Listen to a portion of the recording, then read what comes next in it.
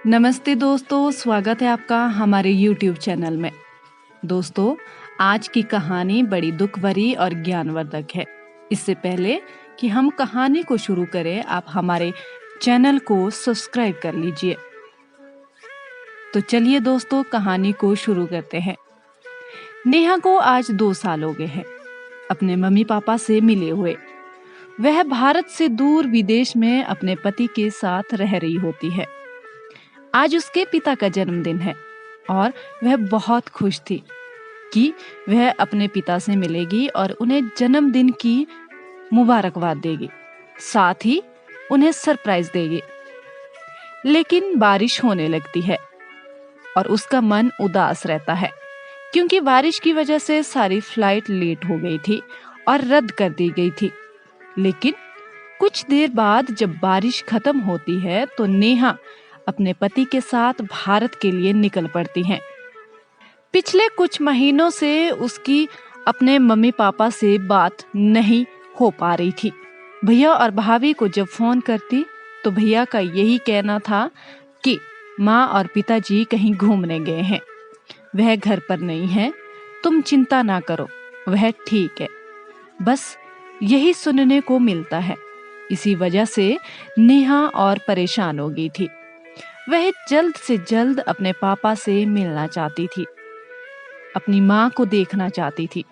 रास्ते में आते समय वह अपने पुराने ख्यालों में, बचपन की यादों में खो जाती है कि वह कैसे अपने माता पिता की लाडली बेटी थी। 2 भाई बहनों में नेहा अपने मम्मी पापा का खूब ख्याल रखती। बहुत ही संस्कारी और चरित्रवान लड़की थी। जब नेहा की कॉलेज की पढ़ाई खत्म होती है तो उसके मम्मी पापा ने उसकी शादी करने का फैसला किया और जब लड़के वाले नेहा को देखने आते हैं तो देखते ही तुरंत नेहा को पसंद कर लेते हैं। नेहा की शादी तय हो जाती है। शादी का दिन आता है। शादी भी खुशी खुशी धूमधाम से हो जाती है। नेहा का पति सागर बहुत ही स्वभाव का सरल और अच्छा व्यक्ति था। शादी होने के बाद नेहा अपने ससुराल चली जाती है।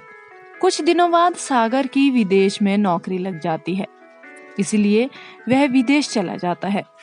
वह तो अपने साथ नेहा को भी ले जाना चाहता था, लेकिन अभी उसका वीजा नहीं बन पाया था।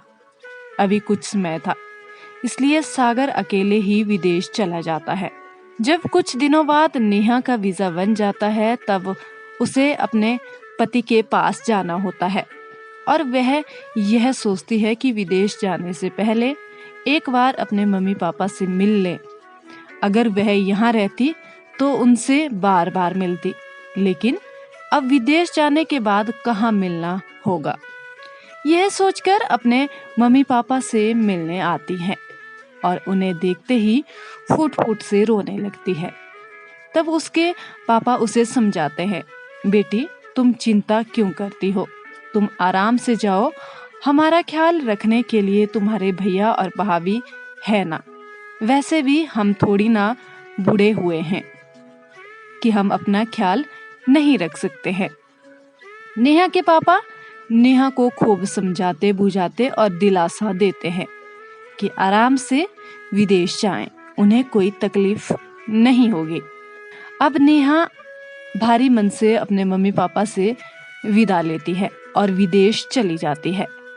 नेहा को 2 साल हो गए थे विदेश में, क्योंकि बीच में कोरोना फैल गया था, इसलिए अपने देश आना जाना नहीं हो पा रहा था।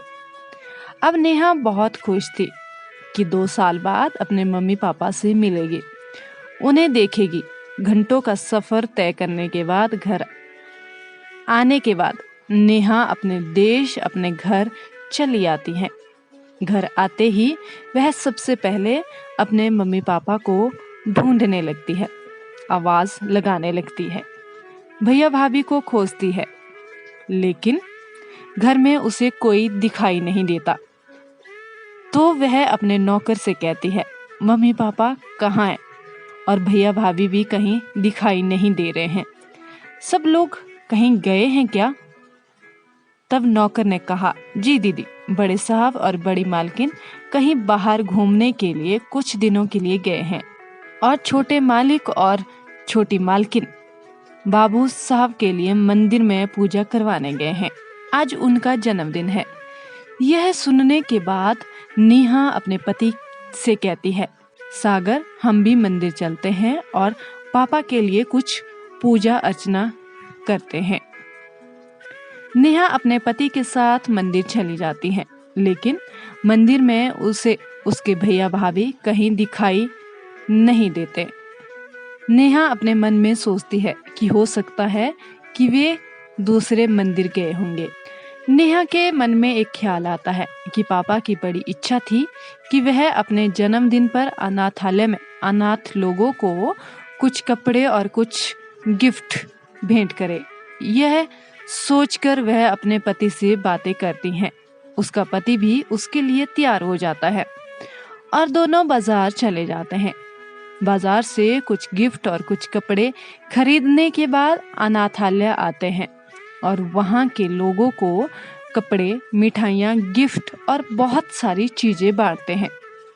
और वह लोग नेहा के पापा को जन्मदिन की ढेर सारी शुभकामनाएं और आशीर्वाद देते हैं। नेहा खुश थी क्योंकि आज उसके पापा का जन्मदिन था और दुखी इसलिए थी क्योंकि अगर पापा उसके साथ होते वह खुद यह सारी चीजें वृद्धाश्रम और अनाथ लोगों को बांटते तो कितना अच्छा होता। अब यह सारे काम निपटाने के बाद नेहा अपने पति के साथ घर वापस आने लगती है।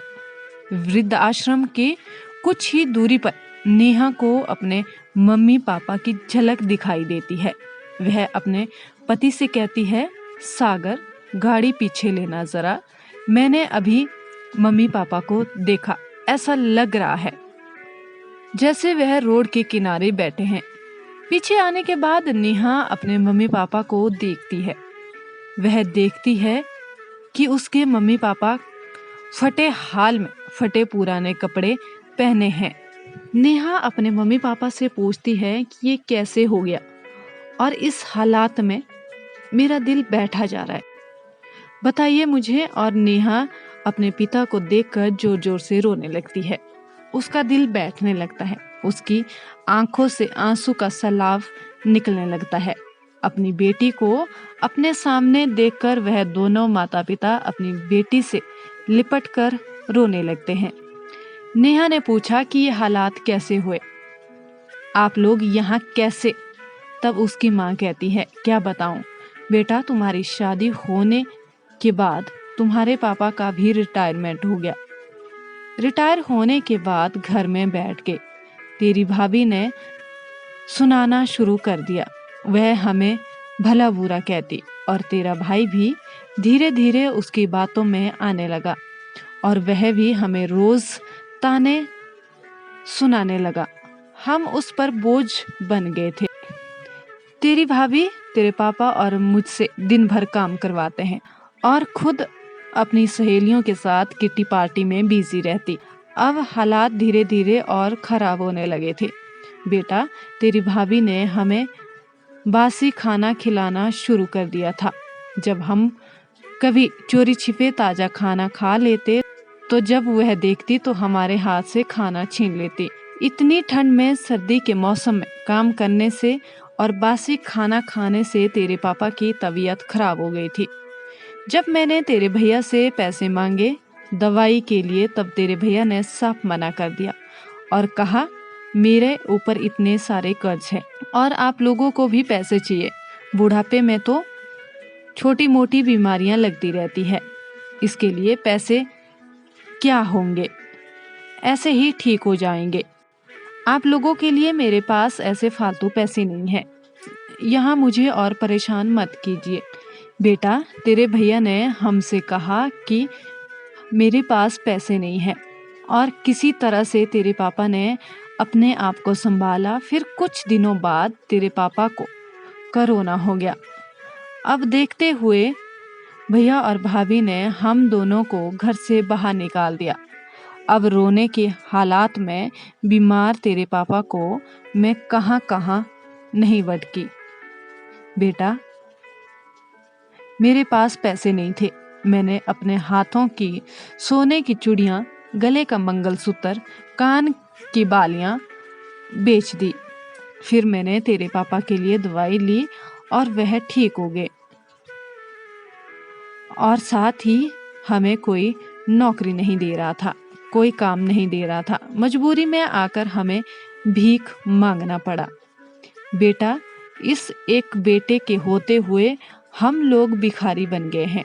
यह बात सुनते ही अपने मम्मी पापा को अपने सीने से लगाकर नेहा और जोर जोर से रोने लगी और कहती, पापा घर चलिए, आपका घर है, उस घर में आपकी यादें बसी हैं। आपने अपनी मेहनत की कमाई से वह घर बनाया है। नेहा अपने पापा से कहती है कि आपकी जगह यहाँ नहीं, आपकी जगह आपके घर में है। मैं भी देखती हूँ कौन आपको आपके घर से निकालता है। नेहा यह कहती है कि पापा चलो घर चलते हैं, वह आपका घर है, उस घर में आपकी यादें बसी हैं। अब आपकी बेटी आ चुकी है, आप लोगों को चिंता करने की जरूरत नहीं है। यह कहते हुए नेहा अपने घर नौकर को फोन करती है और रामू से कहती है, रामू घर को अच्छे से साफ सुथरा कर देना और डेकोरेट भी कर देना, मैं मम्मी पापा को लेकर आ रही हूँ। अब घर पहुँचने पर नेहा अपने पापा का जन्मदिन बहुत अच्छे से मनाती है। सागर होटल से मम्मी पापा के लिए मनपसंद खाना मंगवाता है। अब इतने दिनों बाद मम्मी पापा ने इतना अच्छा खाना खाया और अपनी बेटी और दामाद का प्यार देखकर वह माँ बाप अपने बच्चों को गले मिलते हैं। अब इतना समय होने के बाद भी नेहा का भाई और उसकी भाभी घर वापस नहीं आते हैं।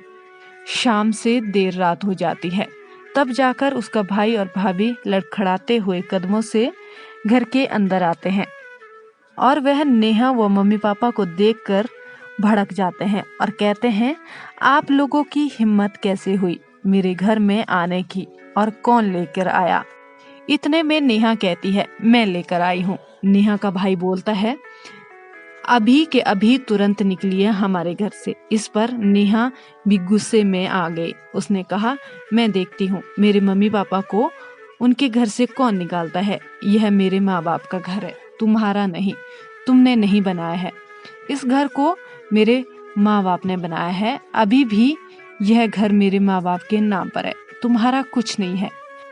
इसमें और भी सुन लो, मम्मी पापा ने तुम्हें अपनी वसीयत से बेदखल कर दिया है। इतने में नेहा की भाभी बोल पड़ती है, अब घर से निकलें या घर से बाहर फेंक दूंगी। अब नेहा का गुस्सा 7वें आसमान पर जाता है और भाभी को जोरदार एक थप्पड़ मारती है। थप्पड़ पड़ते ही उसकी भाभी जमीन पर गिर जाती है। नेहा कहती है, आप लोग अपनी औकात में आ जाएं और अभी के अभी अपना सारा सामान लेकर अपना बोरिया बिस्तरा बांधकर इस घर से निकल जाएं। इस घर में आप लोगों का कोई हक नहीं है। नेहा के पापा ने कहा कि बेटे, मैंने तुम्हें अपनी जायदाद से बेदखल कर दिया है, अब मैं भी चाहता हूँ तुम मेरे घर में ना रहो।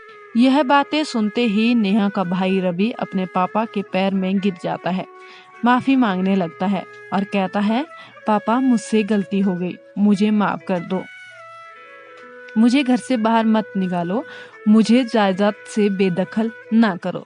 पिता का मन अपने बच्चों से फट चुका था। वह देख चुका था कि उसकी बहू और बेटे ने उसके साथ कैसा व्यवहार किया। अब उस पिता ने भी अपने बच्चे को ठुकरा दिया और कहा कि मैं समझूंगा कि मेरा कोई बेटा नहीं है, मेरी एक बेटी ही है। नेहा अपने पति से कहकर अपने भैया भाभी को घर से बाहर निकलवा देती है, उनको उनकी औकात दिखाती है और इस तरह नेहा के भाई और भाभी को उनके कर्मों का फल मिलता है। उन्होंने जैसे किया था वैसे ही उनको मिला। अपने मम्मी पापा के साथ कुछ दिन तक नेहा साथ रहती है और जाने से पहले अपने मम्मी पापा से कहती है, पापा आप भी हमारे साथ चलिए विदेश में रहने के लिए। तब नेहा के पापा कहते हैं, बेटा यह घर मैंने तिनका तिनका जोड़कर बनाया है, मैं इस घर से कहीं दूर नहीं जाऊंगा और मैं यहीं रहूंगा। नेहा को अपने पापा के जीत के आगे हारना पड़ा और भारी मन से वह विदेश चली गई और विदेश से ही अपने मम्मी पापा का खोज खबर लिया करती। तो दोस्तों, बूढ़े माँ बाप के बेटे और बहू ने जो अत्याचार उनके साथ किए थे, उन्हें उसका फल मिल गया। दोस्तों, अगर आपको हमारी यह कहानी पसंद आई है तो प्लीज़ लाइक, शेयर और सब्सक्राइब कर दीजिए।